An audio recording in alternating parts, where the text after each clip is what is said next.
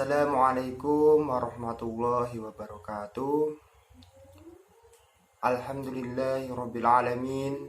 Wassalatu wassalamu ala asyrafil mursalin sayyidina wa maulana Muhammadin wa ala alihi wa sahbihi ajma'in.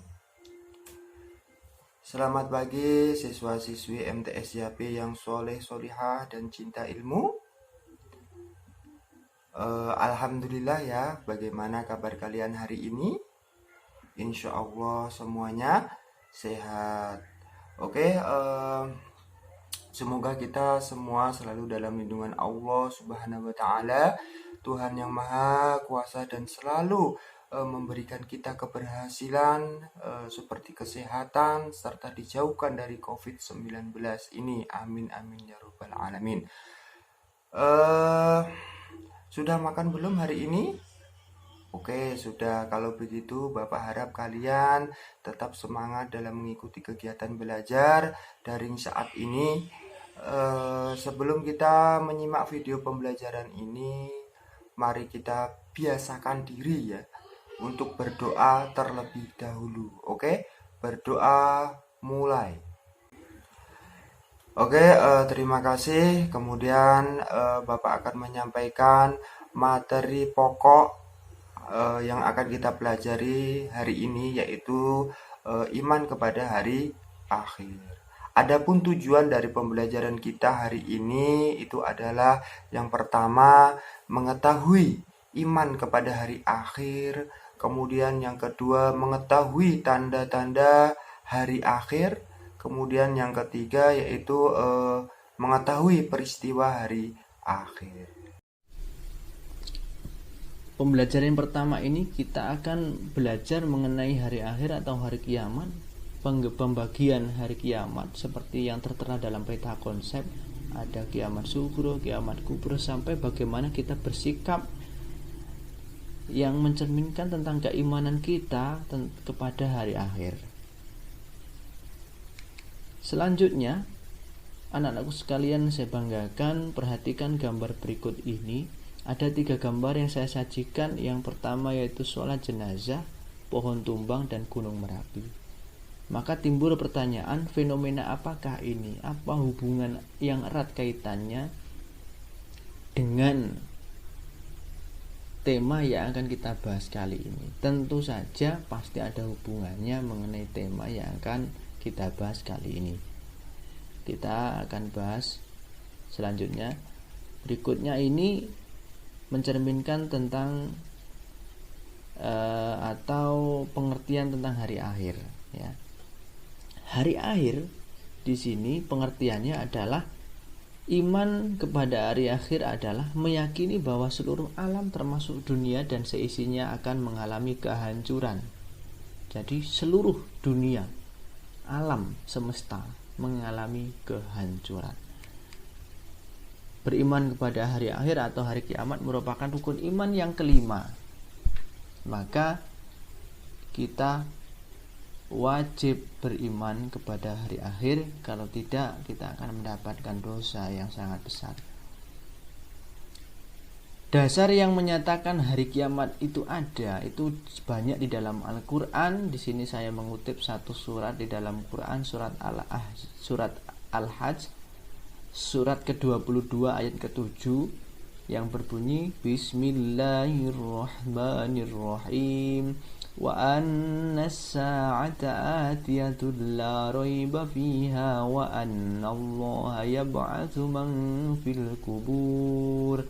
Artinya, dan sungguh hari kiamat itu pasti datang, tidak ada keraguan padanya, dan sungguh Allah akan membangkitkan siapapun yang di dalam kubur. Maka di sini kita sudah jelas bahwa hari kiamat itu sudah pasti adanya, tapi manusia tidak ada yang tahu kapan terjadinya hari kiamat itu. Selanjutnya, macam-macam hari akhir atau hari kiamat itu ada 2 sebenarnya pembagiannya. Yang pertama itu ada kiamat sugro atau kecil, yang kedua kiamat kubro atau kiamat besar. Mari kita simak penjelasan berikutnya.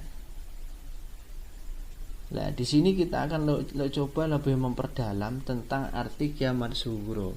Apa kiamat sugro adalah? Kiamat sugro itu terjadinya kematian yang menimpa sebagian umat manusia. Misalnya matinya seseorang karena sakit, kecelakaan, musibah tsunami, banjir, tanah longsor dan sebagainya. Artinya bahwasanya kiamat sugro itu tidak terjadi di semua wilayah atau seluruh alam semesta, tapi terjadi di sebagian wilayah. Dan tentunya kiamat sugro itu bukan hanya tentang kematian saja, akan tetapi tentang sebuah musibah tsunami, banjir, tanah longsor dan sebagainya atau kecelakaan. Jadi yang penting di sini adalah bahwasanya kiamat sugro itu kiamat kecil, tidak terjadi di semua wilayah tapi hanya di sebagian wilayah. Selanjutnya kiamat kubro. Apa kiamat kubro itu? Kiamat kubro di sini diartikan sebagai kiamat besar, yaitu terjadinya kematian dan kehancuran yang menimpa seluruh alam semesta. Dunia porak-poranda, rusak dan hancur, kehidupan manusia akan berganti dengan alam yang baru, yakni alam akhirat. Artinya kiamat ini seluruh alam dunia, alam semesta itu terkena hancur. Kehancurannya itu sangat luar biasa karena menimpa seluruh manusia, seluruh dunia, seluruh alam semesta. Semuanya rusak. Dan setelah semuanya itu sudah tidak ada lagi, maka akan berganti dengan alam akhirat. Itulah yang dimaksud dengan kiamat kubro. Jadi kiamat itu pembagiannya ada dua, kiamat sugro dan kiamat kubro. Penjelasannya sudah ada. Selanjutnya, gambaran mengenai hari kiamat itu ada dalam Al-Quran. Banyak surat yang menggambarkan tentang hari kiamat. Tapi di sini saya tidak mengutip semuanya, saya hanya mengutip beberapa saja.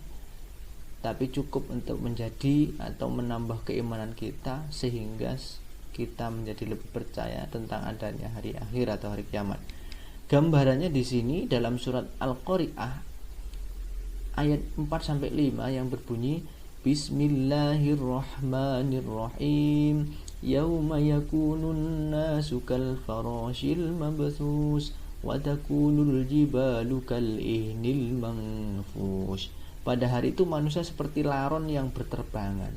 Kenapa kok seperti laron? Di situ digambarkan sebagai orang yang bingung mau kemana, kesana kemari, itu hancur sehingga tidak ada tempat untuk berlindung. Dan gunung-gunung seperti bulu yang dihambur-hamburkan. Artinya apa? Gunung yang begitu beratnya, yang begitu besar Tuhan, seperti bulu yang berterbangan ke sana kemari. Itu gambaran dalam surat Al-Qari'ah. Berikutnya gambaran dalam surat Al-Zalzalah yang berbunyi Bismillahirrahmanirrahim. Idza zulzilatil ardu zilzalaha wa akhrajatil ardu athqalaha.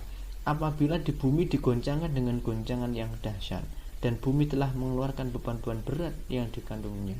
Artinya di sini bumi digoncangkan dengan ahmad yang dahsyat.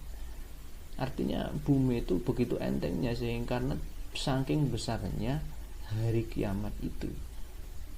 Dan apa yang ada di bumi itu keluar semua, seperti lava, gunung, isi perut bumi itu keluar semua.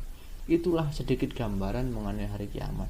Saya harapkan apa yang saya jelaskan tadi bisa paham anak-anakku.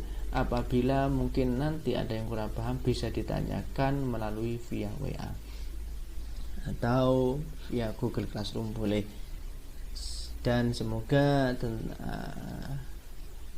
ilmu yang saya ajarkan kali ini menambah keimanan kita semua sehingga kita selalu bertakwa kepada Allah dan selalu dapat lindungan Allah Subhanahu wa taala. Akhirul kalam, wassalamualaikum warahmatullahi wabarakatuh.